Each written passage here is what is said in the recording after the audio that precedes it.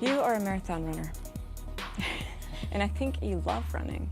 So what is it about running that you love so much? What do you get out of it? That's a good question. Is it time to think? It is time to think. I'm somebody who has never wore headphones while I run. A lot of people, I guess, needed that the motivation to get out and run. To me, I never wore them.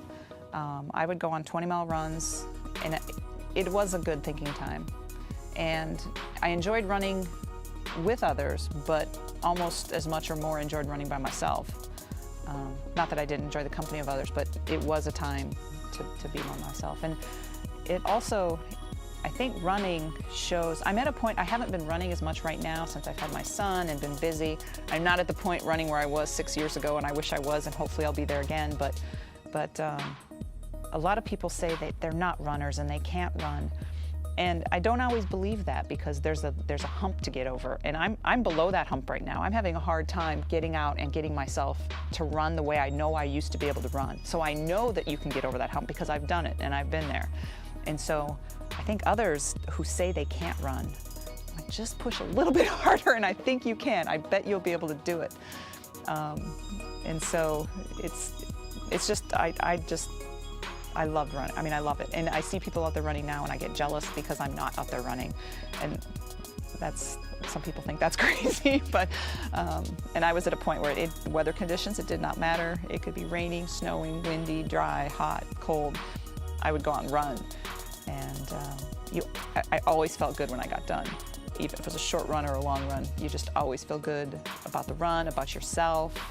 And, you know, after you run a couple marathons, it's a huge accomplishment, and especially for people, I think, that didn't think they could run, and then you go out there, and when you finish a marathon, it's like, wow, guess what? You can do that.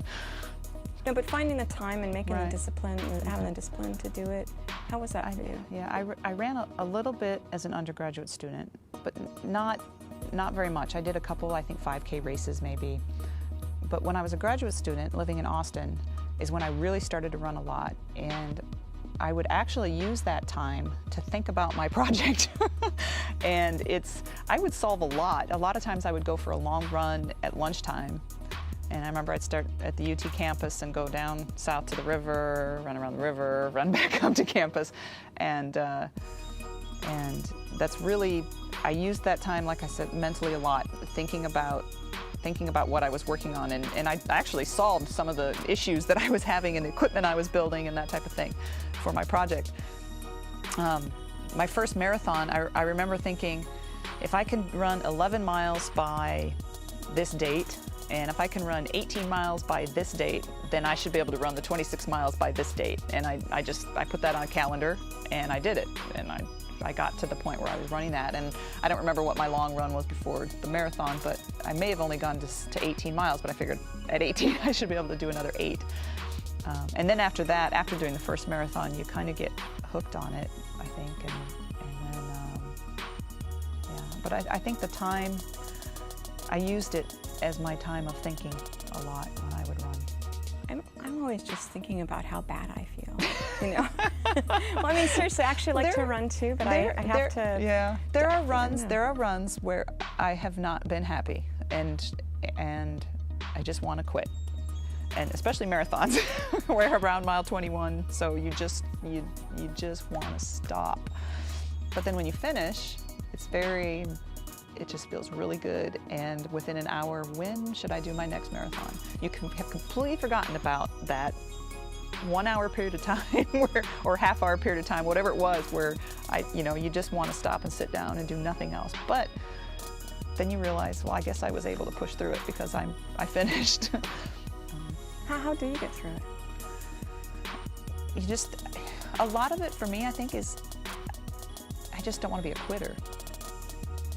You know, and I know I could do it. And there were times, I think I've done 9 marathons and only 2 where I didn't walk at least some portion of it. And you know, you come to the water stations and you walk for a little while, and then you start shuffling along again. You just find a way to push through it. And I think that happens in a lot of things. You just find your way to push through it.